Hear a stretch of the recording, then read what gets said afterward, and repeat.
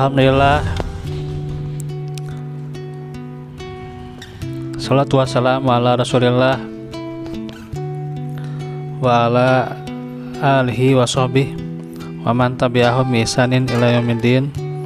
Asyhadu an la ilaha illallah wahdahu la syarikalah wa asyhadu anna muhammadan abduhu wa rasuluh alladzi la nabiyya ba'dah. Alhamdulillah, mirsa bincang syiar hijrah rahimani wa rahimakumullah. Assalamualaikum warahmatullahi wabarakatuh. Segala puji bagi Allah Subhanahu wa taala yang kita selalu memujinya, memanjatkan doa kepadanya, bersyukur padanya atas segala nikmat yang telah Allah beri. Ya, nikmat lahir ya, termasuk juga nikmat batin, nikmat keimanan dan keislaman yang semoga terus istiqomah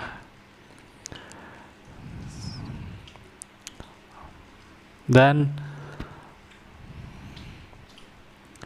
selawat serta salam semoga selalu tercurah kepada baginda Nabi Muhammad SAW serta keluarga, para sahabat, para tabi'in dan juga semoga kita termasuk umatnya yang senantiasa mengikuti sunnahnya dan juga melestarikan warisan-warisan kebaikannya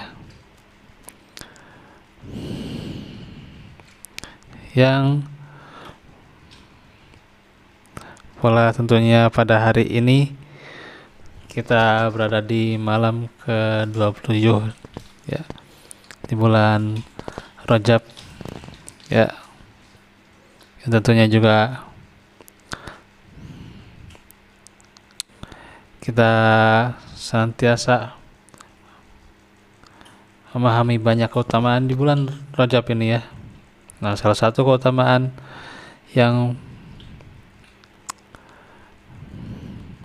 bertepatan di antaranya yakni mukjizat Nabi kita, yakni Isra Mi'raj ya, termaktub dalam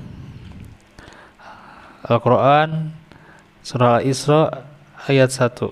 Subhanalladzi asra bi 'abdihi lailan minal masjidil haram ilal masjidil aqsal ladzi barakna haulah lanuriyahu min ayatina innahu huwas samiul basir. Maha suci Allah yang telah berjalankan hambanya di suatu malam dari Masjidil Haram ke Masjidil Aqsa yang kami berkahi sekitarnya agar kami perlihatkan kepadanya sebagian dari tanda-tanda keagungan kami. Sesungguhnya dia adalah maha mendengar, maha melihat. Nah, ini tentunya luar biasa tentunya ya, bagaimana istiwa Isra Mi'raj ini ya. Pada saat itu pula para sahabat berada dalam tekanan, hinaan, blokade ya, hingga penindasan yang kuat dari kaum musyrikin Mekah ya. Dan juga dikenal saat itu ya oleh para ulama yakni Amul Hazan itu ya. Kenapa? Di antaranya juga meninggalnya Khadijah ya, istri Nabi yang paling dicintai, serta bagaimana pendamping, pembela ya dakwah Nabi ya, mendukung yang utama ya, yang seluruh hartanya juga senantiasa dimanfaatkan, yang sebagiannya juga dedikasikan ya untuk dakwah.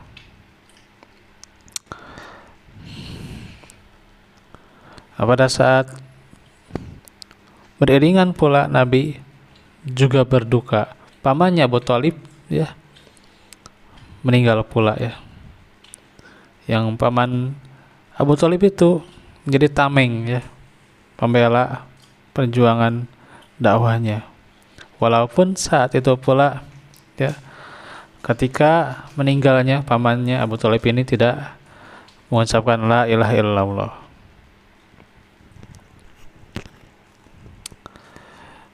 Tentunya ini sangat berduka bagi dakwahnya Nabi kita, serta bagaimana beliau saat itu pula ketika dakwah di Taif banyak menemui kecaman, penindasan, penolakan ya, dilempari kotoran ya. Terus juga diancam. Ya akhirnya beliau benar-benar diuji saat itu ya. Nah, karena itu Isra Mi'raj ini sebagai hiburan, tasliyah dari Allah Subhanahu wa taala untuk Rasulullah yang tengah berduka ya. Dan diantaranya kewajiban sholat 5 waktu dalam sehari semalam ya, yang diterima oleh Nabi pada saat itu pula ya. Ya asalnya 50 waktu, nah dikurangi itu ya menjadi setengahnya, dan setengahnya akhirnya jadi 5 gitu ya.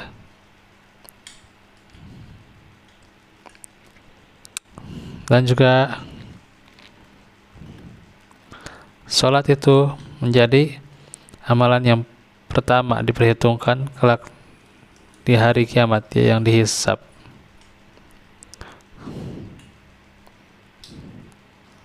Serta bagaimana ancaman yang sangat keras bagi yang meninggalkan sholat itu ya. Nah, baik. Sekarang bagaimana perjalanan dari Isra Mi'raj itu ya. Nabi itu Isra dari Mekah ke Palestina itu ya. Nah, itu dengan ruh dan jasadnya gitu ya. Kemudian juga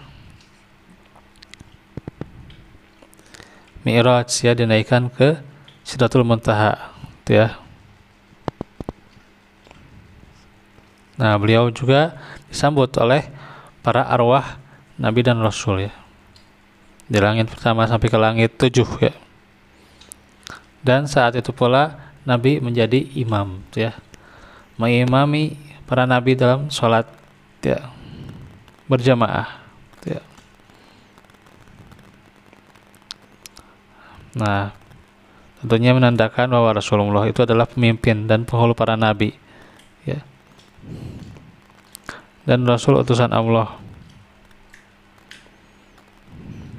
Dan tentunya juga dengan pelajaran yang ada dalam bulan Rajab ini ya, kita tentunya kembali mengingat keagungan akan peristiwa Isra Mi'raj ini ya. Bagaimana nilai hikmah dan maknanya, pelajarannya itu terus ya, sebagai energi, spirit penyemangat perjuangan ya, dalam kehidupan ini ya. Ikhwatu fillah, bahwasanya setiap orang itu ya, kalau kita lihat Nabi kita Muhammad ya, tentu punya ujian yang sangat berat ya. Tapi dengan ujian yang sangat berat itu sebagai penanda beliau itu dinaikkan derajatnya. Beliau itu adalah sayyid ya bagi para nabi dan rasul ya. Maka tentunya semakin besar ujian seseorang itu, maka semakin besar pula keutamaannya, dan juga semakin dinaikkan derajat Allah ya. Tentunya juga diampuni dosa-dosanya ya. Nah, itu karenanya Nabi kan dibersihkan ya, bersihkan dari segala penyakit hati itu ya, dari iri, dengki, hasud itu ya, dendam dan sebagainya itu, serta diisi hikmah itu ya, dibelah dadanya Nabi itu ya. Nah, ini tentunya buat kita juga bagaimana merengkuh hidup ini harus dengan hati yang bersih ya. Jangan ada ya hidup ini ada sakit hati ke orang tuh ya. Maka tentunya bagaimana dibersihkan dari penyakit-penyakit hati. Kemudian pula jadi orang yang selalu bijaksana dalam kehidupan ya. Menimbulkan kata-kata hikmah, quotes-quotes yang menyenangkan, quotes-quotes yang melegakan tentunya. Nah, itulah bagaimana pelajaran di antaranya ya. Kemudian juga selain itu pula bagaimana perintah sholat ya. Maka aqimus sholah ya, mendirikan sholat. Bagaimana sih mendirikan sholat itu? Ya, tidak cuman mengerjakan gitu aja gitu ya, menggugurkan kewajiban, tidak. Tapi bagaimana sunnahnya, adabnya gitu ya. Dan yang paling utama bagaimana rukunnya ya, itu dipenuhi ya. Dan bagaimana apa yang ada dalam sholat itu teraplikasikan dalam kehidupan kita ya. Kita membaca inna sholati wa nusuki wa mahyaya wa mamati lillahi rabbil alamin ya. Dalam iftitah itu ikrar kita ya, sesungguhnya salatku ya, ibadahku dan hidupku dan matiku ya hanya untuk Allah ya, Rabbul alamin ya, Tuhan semesta alam ya gitu. Terus juga bahwa dalam sujud kita itu betapa rendahnya kita ya gitu. Bagaimana kepala kita lebih rendah daripada gitu ya, kemaluan belakang kita gitu ya gitu. Lebih rendah ya kepala itu. Artinya bahwa kita harus menjadi orang yang tawadhu ya gitu. Tidak boleh sombong gitu ya. Apa sih yang mesti kita sembuhkan kan tidak ada ya. Mau kehebatan kita, kepintaran kita kan nggak ada gitu ya. Karena kita itu hakikatnya lebih rendah ya. Nah, itu ketika sujud kita bagaimana kepala kita, wajah kita tuh lebih rendah ya. Terus juga kita harus jadi orang yang jujur ya. Karenanya pula tanha anil fahsya iwal munkar ya, mencegah dari perbuatan keji dan munkar. Itu dalam sholat diantaranya menambah kedekatan kita dengan Allah Subhanahu wa taala dan juga memperbaiki sosial kita dengan sesama ya gitu. Itu diantaranya dengan sholat ya. Maka tentunya nggak cukup orang mengatakan saya udahlah jadi orang baik biarin nggak sholat juga gitu ya. Ya nggak bisa gitu ya gitu. Karena itu kalau saya jadi orang baik ya di mata Allah dia baik nggak gitu. Harusnya di mata Allah dulu dia baik gitu ya. Masa di mata orang lain dia baik padahal di mata Allah enggak gitu ya gitu. Kayak ini tentunya aqimus shalah ya, sebagai ketundukan dan juga perbaikan diri kita pada sama bagaimana teraplikasikan itu dalam kehidupan, serta tentunya baik kita memahami pula Rasulullah ya, diperlihatkan neraka dan surga. Rasulullah itu diperlihatkan orang yang mencabik-cabik dirinya gitu ya. Orang yang memotong tangannya sendiri, orang yang menjilat lidahnya sendiri gitu ya, di neraka gitu. Saya menyiksa dirinya sendiri itu ya. Ketika ditanyakan kepada Jibril, nah itu ya orang yang bagaimana gitu, permisalan apa ini ya, amsal apa gitu ya. Nah itu tuh Ini diantaranya adalah orang yang namimah, adu domba, gibah gitu ya, orang yang suka berdebat ya gitu, hal-hal yang tidak ada keutamaannya gitu ya, membicarakan perkara-perkara yang tidak mengenakan di hati orang gitu ya, zalim dan sebagainya itu. Nah itu disebutkan ya, bagaimana perilaku penghuni neraka itu ya. Nah itu. Terus juga penghuni surga diperlihatkan ya, yakni dia sedang makan buah, tetapi dia tidak berkurang buahnya itu ya, tumbuh lagi. Nah itu. Di antaranya apa? Dia adalah orang yang gemar beramal, orang yang gemar bersedekah, ya, gemar berinfak dia gitu. Ya, misalkan amal itu demikian tuh ya. Infak sedekah juga bertambah dan bertambah, tidak akan berkurang tuh ya gitu. Di dunia tetap akan bertambah gitu ya gitu. Tentunya nilai dan keberkahannya itu yang lebih utama ya, bukan hanya bertambah secara jumlah tuh ya. Nah itu. Dan juga ikhwatu fillah,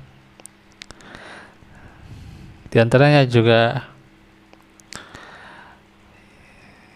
yang menjadi pembeda ya bagi seorang mukmin adalah faktor keimanan.